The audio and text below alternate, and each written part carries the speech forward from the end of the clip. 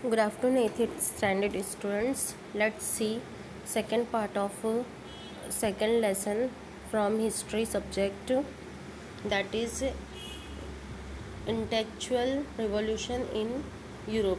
Intellectual means वैचारिक, जो हमारे विचार होते हैं उसमें क्या चेंजेस आए। रिवॉल्यूशन मीन्स क्रांति, जिसे हम चेंजेस भी कह सकते हैं।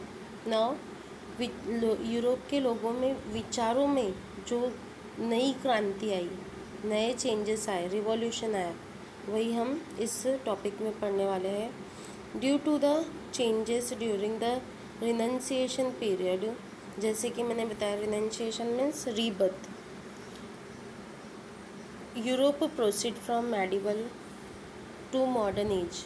मतलब लोगों में इस रिनंसिएशन के वजह से, उनके विचारों में चेंजेस होने के वजह से वो मेडिवल पीरियड से मॉडर्न पीरियड की तरफ, मॉडर्न एज की तरफ चलने लगे। मतलब उनका जो मॉडर्न टेक्निक्स का उनमें आविष्कार हुआ। Intellectual revolution took place in the same period. The society start stepping out of the past ignorance and blind faith. जो मतलब लोग थे, यूरोप के लोग, उनमें जो अज्ञानता थी और अंधश्रद्धा थी, वो लोग उस अंधश्रद्धा से मुक्त होकर आगे की ओर बढ़ने लगे। Now the pre established customs and tradition come to be see from the critical point of view. All these changes are addressed as intellectual revolution, which gave the further momentum to scientific discovery in Europe.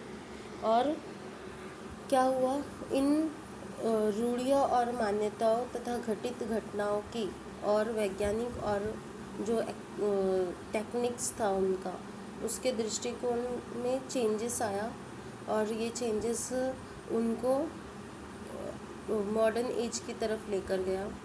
और इसी changes को, इसी परिवर्तन को हम क्या कहते हैं, इंटेलेक्चुअल रिवॉल्यूशन कहते हैं। नाउ इस इंटेलेक्चुअल रिवॉल्यूशन के द्वारा यूरोप में विज्ञान के क्षेत्र में अनुसंधान और आविष्कार को भी प्रोत्साहन मिला। That is scientific discovery in Europe. मतलब जो वैज्ञानिक क्षेत्र था उसमें प्रगति करने लगे वो लोग। Revolution in political sphere.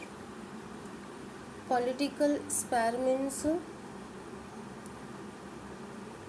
राजनीतिक क्षेत्र में क्रांति। राजनीतिक, पॉलिटिकल मीन्स राजनीतिक, और स्फीयर मीन्स क्षेत्र, और रिवॉल्यूशन मीन्स क्रांति। In the earlier stage of beginning of modern period in Europe, many political changes took place due to various revolutionary events during 18th as well as 19th century.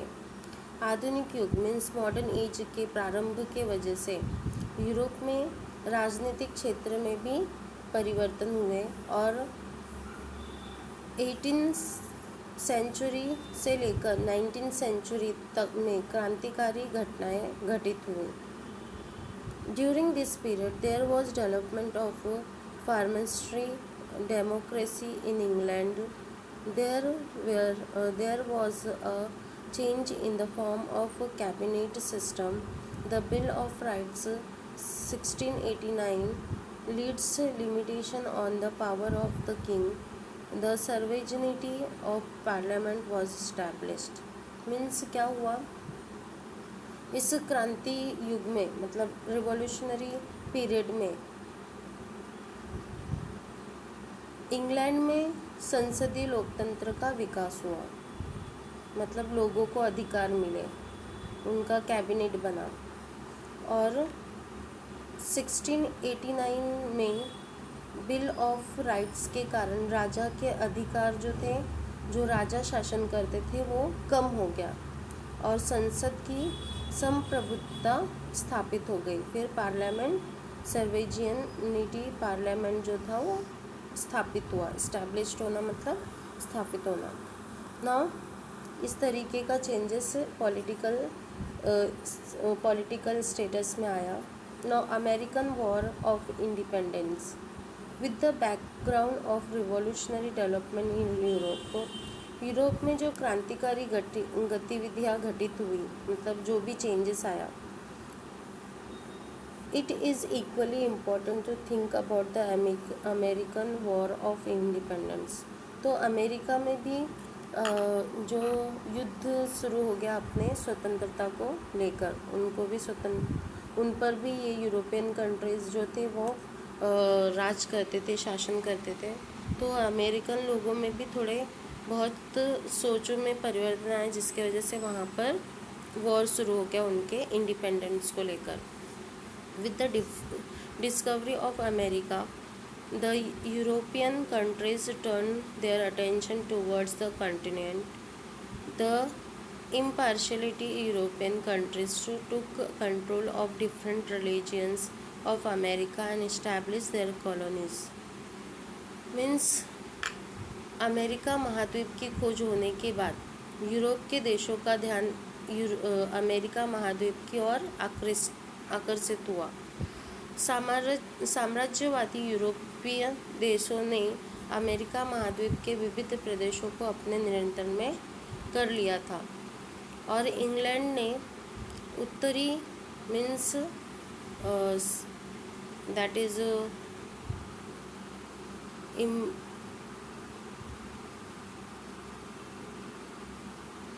North side, north America के जो coastal area थे उनमें 13 अपने उपनिवेश को स्थापित किया था, that is colonies. Okay, now England establish 13 colonies on the east coast of American. 13 उपनिवेश कहाँ पे स्थापित किए थे? अपने ईस्ट साइड में। Initially, England had nominal dominations over these colonies, but later English Parliament leads to oppressive restrictions and taxes on these American colonies. क्या हुआ? इंग्लैंड ने ईस्ट अमेरिका के जो कोस्टल एरिया थे वहाँ पर 13 उपनिवेश स्थापित किए थे, और बाद में शुरू में जो इंग्लैंड का इन उपनिवेशों पर कहने के लिए वर्चस्व था, मतलब अधिकार था, परंतु बाद में क्या हुआ? इंग्लैंड की संसद ने अमेरिका के इन उपनिवेशों पे कठोर पाबंदी लगा दी कि उन पर कर लेना होगा, ऐसा उन पे पाबंदी लगाया कि उनको कर देना होगा इंग्लैंड के लोगों को। तो अमेरिका के इन उपनिवेशों में रहने वाले जो स्वतंत्रता प्रिय जनता थे, उन्होंने इसका विरोध किया कि हम कर किस लिए दें, किस लिए हम टैक्सेस पे करें, ऐसा उन्होंने विद्रोह किया। तो इंग्लैंड के जो उपनिवेश थे वो इसके विरुद्ध युद्ध की घोषणा कर दी, और अमेरिका के इन उपनिवेशवादियों ने जॉर्ज वॉशिंगटन के नेतृत्व में सैन्य गठन का, मतलब सैन्य स्थापित किया, अपनी सेना बनाई, आर्मी बनाई। नाउ और आर्मी बनाकर उपनिवेशों की सेना, फिर आर्मी बनाई, वॉर हुआ और वो लोग जीत गए, अमेरिकन लोग जीते। यह घटना अमेरिका का स्वतंत्र युद्ध के रूप में जाना जाता है, मतलब जो अमेरिकी जीते तो इनको अमेरिका का स्वतंत्र युद्ध ऐसे नाम से जाना जाता है। और इसी में एक नया देश, संयुक्त राज्य अमेरिका का भी, यूनाइटेड स्टेट ऑफ अमेरिका जिसे कहते हैं, उसका उदय हुआ, मतलब वो अस्तित्व में आया, जिसमें शासन प्रणाली, लिखित संविधान और लोकतांत्रिक व्यवस्था को स्थान दिया गया। Now see, initially England had nominal dominations over these colonies, but later English parliaments lead oppressive restriction and taxes of these American colonies। जो उपनिवेशों के ऊपर टैक्स लगाए थे उनको टैक्स के विरुद्ध ये लोग खड़े हो गए। Now the people in America revolted against it in England, declare war, suppress this colonies means उन्होंने इंग्लैंड के विरुद्ध वॉर छेड़ दिया। American colonies organize the army under the leadership of George Washington and finally won against the England. और ये लोगों ने George Washington के अंडर में आर्मी सेना बनाई और इंग्लैंड के साथ में युद्ध किया। Washington finally won against England. This event is known as the American War of Independence और इसको नाम क्या दिया गया? American War of Independence. A new nation known as the United States of America और एक नया नेशन क्रिएट हुआ जिसको नाम दिया गया United state of America with the federal government, मतलब बहुत ही अच्छी गवर्नमेंट के साथ जो कि रिटर्न कॉन्स्टिट्यूशन में थी and based on the principle democracy was born और लोकतंत्र के लॉ पे ये जो है यूनाइटेड स्टेट ऑफ अमेरिका बनाया गया और कॉन्स्टिट्यूशन भी पास किया गया अमेरिका का।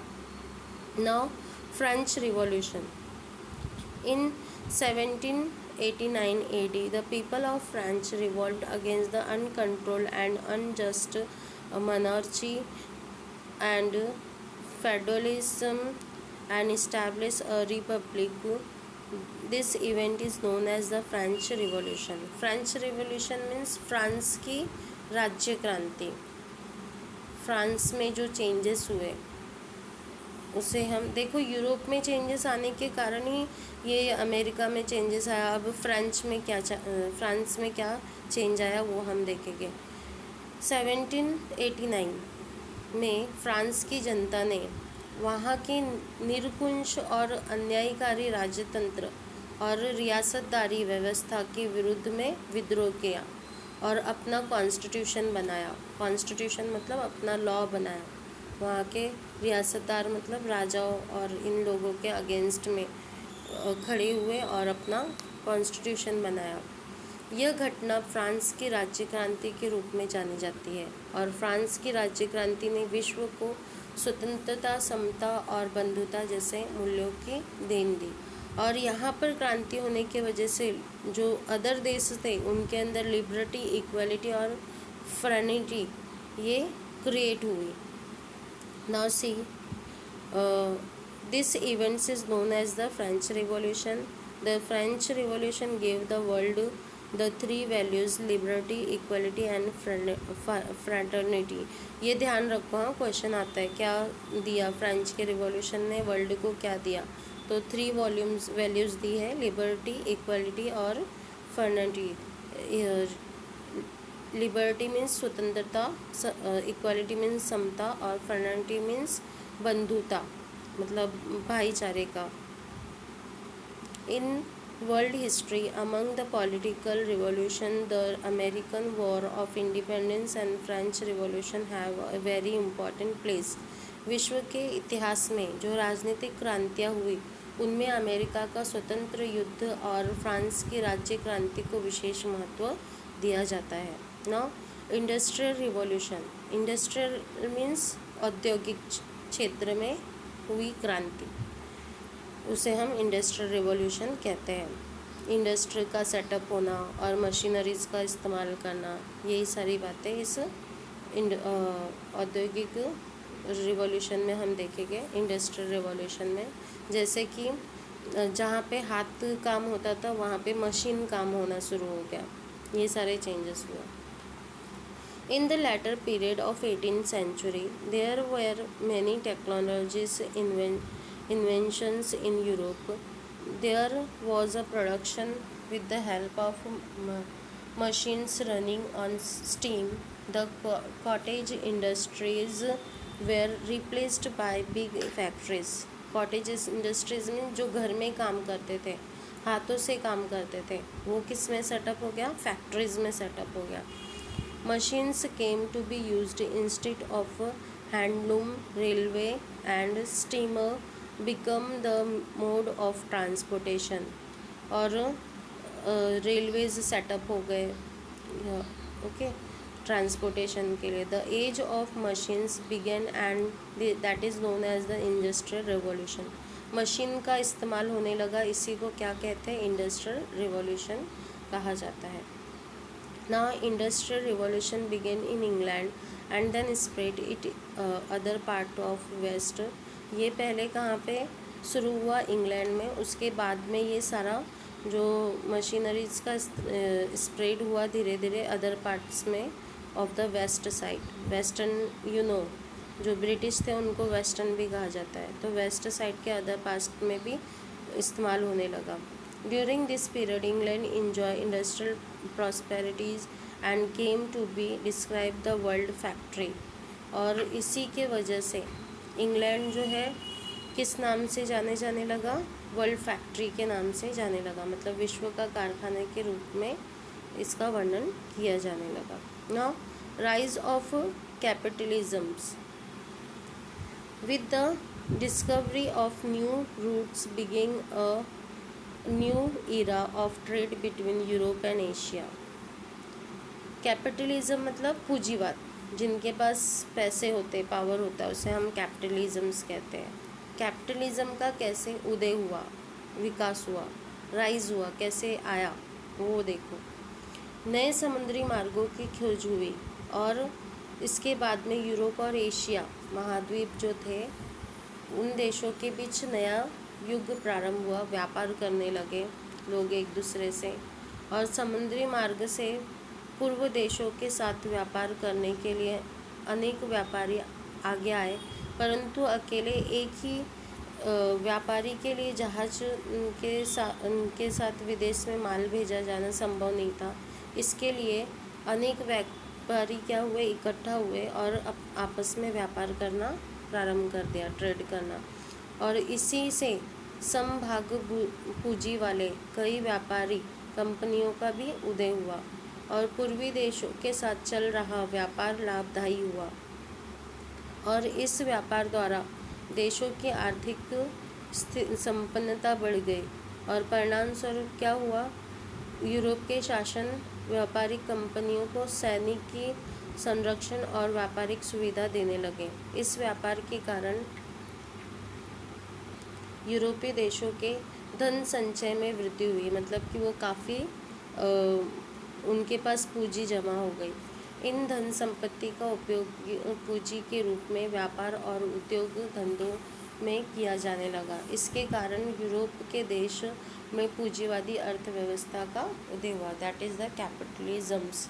Okay, now with the discovery of new sea routes, नए सी रूट्स की जो इन्होंने खोज की यूरोपियंस ने, इसके वजह से जो ट्रेड है, ट्रेड करने में, और जब हम अलग अलग इनको कस्टमर्स ढूंढेंगे तो ही हम व्यापार कर सकते हैं।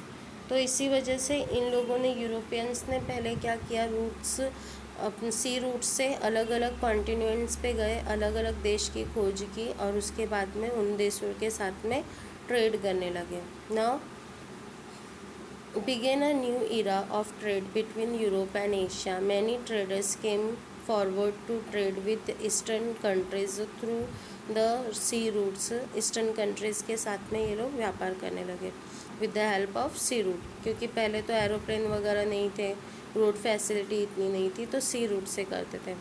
It was not easy to carry out trade single handling and hence many traders came together and start trade. मतलब एक ही हाथ से करना ये पॉसिबल नहीं था, इसके लिए अलग अलग जो व्यापारी है वो सामने आए। Thus there was rise of many trading companies, और इस वजह से अलग अलग कंपनियां सेटअप हो गई।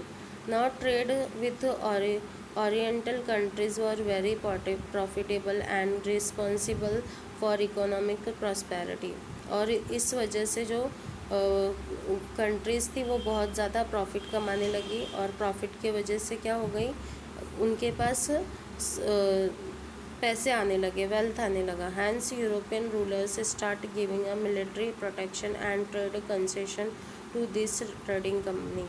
तो जो यूरोपियन रूलर्स थे उन लोगों ने इन ट्रेडर्स को, व्यापारियों को प्रोटेक्शन देने लगे। किसका? मिलिट्री प्रोटेक्शन, जैसे कि चोरी होना, ये सब का भी प्रॉब्लम, इश्यूज़ क्रिएट हो रहा था ना, तो इनको मिलिट्री का सपोर्ट भी दिया प्लस कंसेशन भी देने लगे कि टैक्स वगैरह नहीं लगेगा, ऐसे करके उनको कंसेशन दिया। Now this leads to accumulations of wealth in Europe, और इसी वजह से यूरोप क्या हो गया, वेल्थी हो गया, पैसे आने लगे यूरोप में। This properties was used in the form of capital for trade and commerce, which leads to rise at capitalist economic system in Europe। और इसी वजह से जो वहाँ के ट्रेडर्स थे वो क्या हो गए, धनवान हो गए और कैपिटलिज्म्स तैयार हो गया। नाउ कॉलोनिज्म्स, कॉलोनिज्म्स मीन्स उपनिवेशवाद। Colonisms means one country exploiting another country by making it into a colony। मतलब एक कंट्री जब दूसरे कंट्री पर चीट करता है, एक्सप्लॉइट करना मतलब चीटिंग करना, तो उसे हम क्या कहते हैं, कॉलोनिज्म्स कहते हैं। A powerful country on the basis of economic and military strength occupies another regions and establish its political supremacy। किसी देश के कुछ लोगों के द्वारा कुछ दूसरे बस्ती पर जो जबरन एक्सप्लॉइट किया जाता है उसमें अपना हक जमाते हैं, उसे ही कैपिटलिज्म्स कॉलोनिज्म्स कहते हैं। और किसी आर्थिक सैनिक बलशाली देश जो होता है वो दूसरे कमज़ोर देश पर अपना हक जमाता है, तो उसे ही उपनिवेशवाद कहते हैं, दैट इज़ द कैपिटल कॉलोनिज्म्स। और यूरोपीय देशों की इसी कॉलोनिज्म्स की मानसिकता से साम्राज्यवाद भी उदय हुआ, सुप्रीमेसी, पॉलिटिकल सुप्रीमेसी भी इस्टेब्लिश्ड हुई। This is known as the colonialisms. This tendency of colonialisms leads to rise of imperialisms among the Europeans। Now imperialisms मतलब साम्राज्यवाद।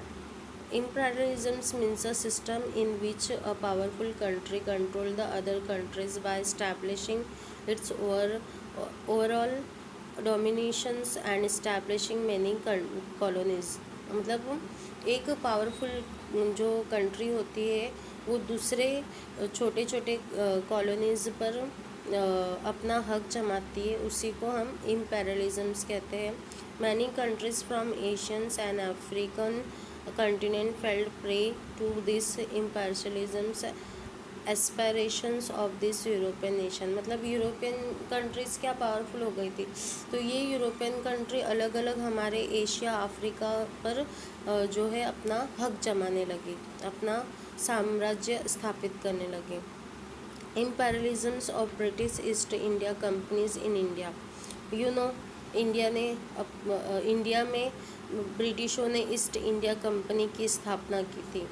उन्होंने देखो वो बाहर की कंट्री थी, बाहर के लोग थे, लेकिन हमारे कंट्री पे हक जमाने लगे।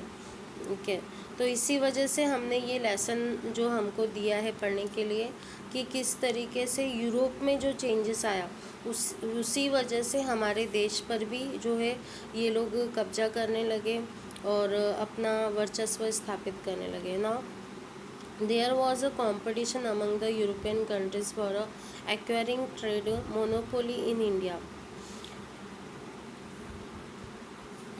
भारत में अपना व्यापार एकाधिकार प्राप्त करने के लिए यूरोपीय सत्ता के बीच काटे मतलब भेदभाव चल रहा था, उनके बीच में कंपटीशन चल रहा था। The British establish British India company in 1600 AD to carry out trade in India. This company took the permission from Emperor Jahangir and established its factory in सूरत। उन लोगों ने जहांगीर से परमिशन लिया और 16 सेंचुरी में उन्होंने जहांगीर से परमिशन लेके ईस्ट इंडिया कंपनी सूरत में स्थापित की। जहांगीर उस समय बादशाह था हमारे देश का। Now the trade between India and England was carried out through this companies. और जो ये कंपनी हुई, ये कंपनी के थ्रू जो है ये लोग इंग्लैंड से हमारे देश में व्यापार होने लगा। Now struggle between England and France. अंग्रेज और फ्रांसीसियों के बीच में संघर्ष क्यों हुआ? England and France were revival in the competition for trade in India. Due to this, there were three wars fought between them, which are known as the Carnatic War.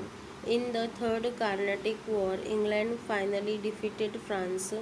There now, Therefore, now there was no strong European competitor for British East India Company in India. Now Bharat में चल रही व्यापारिक होड़ में अंग्रेज और फ्रांसीसी एक दूसरे के बीच में कॉम्पिटिट कर रहे थे और इस कंपटीशन के चलते हुए अंग्रेज और फ्रांसीसियों के बीच में तीन वॉर हुआ।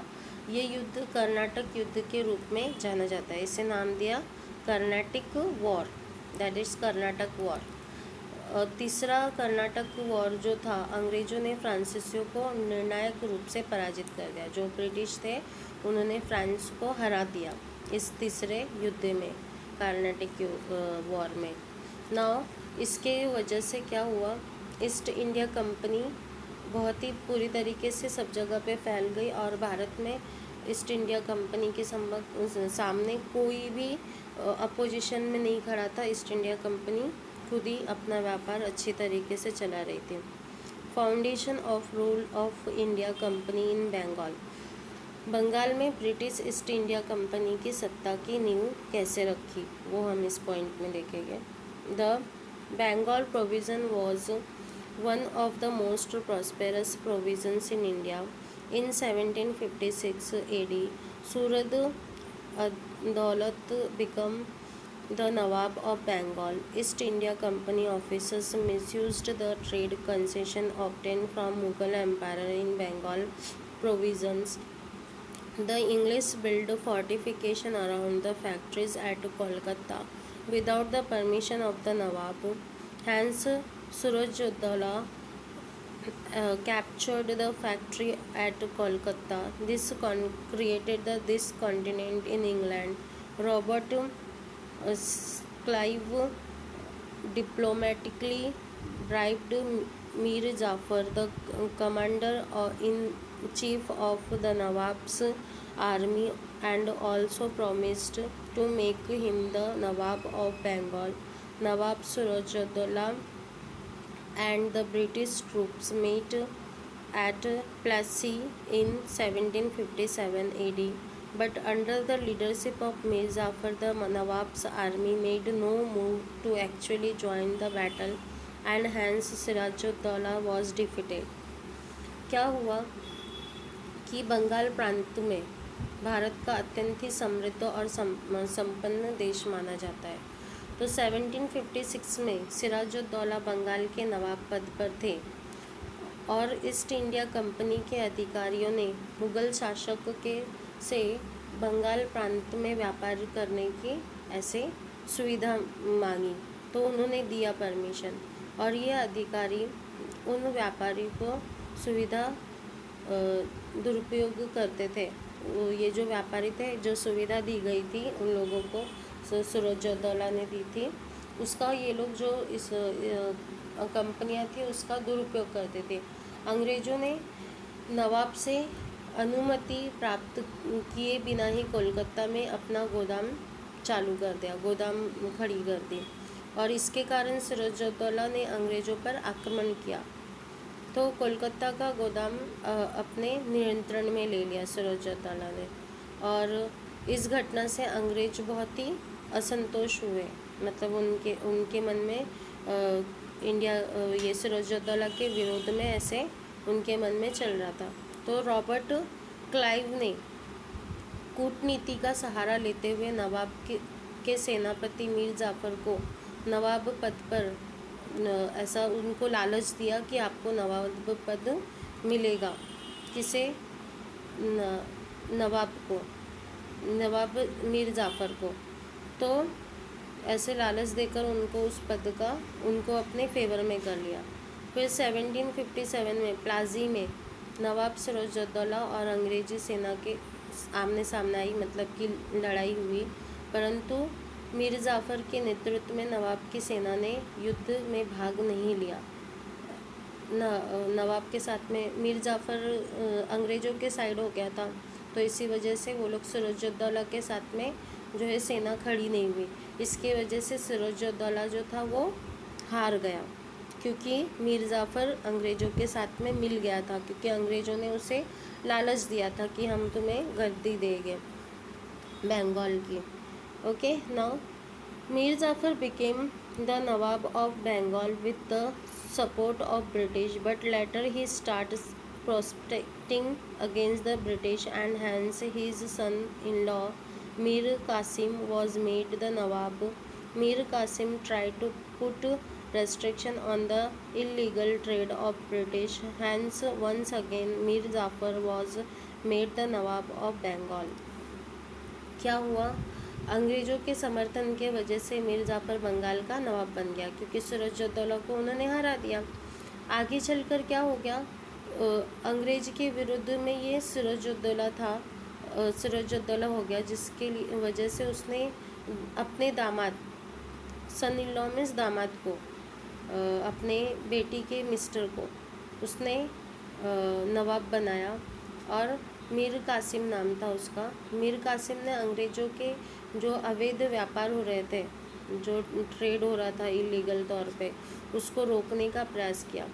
तो अंग्रेज़ों ने क्या किया, मीर कासिम को नवाब पद से प्रदान कर दिया, मतलब कि हटा दिया, मीर कासिम को भी नवाब पद से हटा दिया। Now to restrict the activity of British in Bengal, Mir Qasim Sirajuddaulah the Nawab of Ayodhya and Mughal Emperor Shah Alam forged an alliance and reign a campaign in 1764 AD. Battle of Buxar was fought in the Bihar. देखो बिहार में हुआ था, बक्सर का war जो हुआ था, लड़ाई जो हुई थी वो बिहार में हुई थी। After this battle British East India company got the right to collect the revenue from Bengal provisions as per the Treaty of Allahabad. In this manner, the foundation of British rules in India was laid Bengal.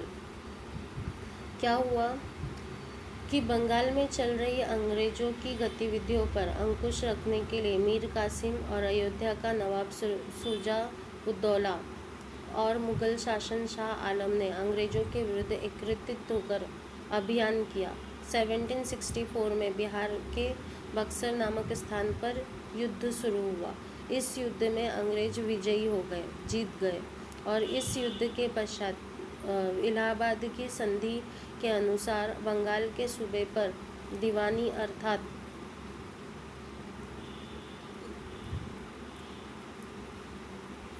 राजस्व इकट्ठा करने का अधिकार British East India company को मिल गया।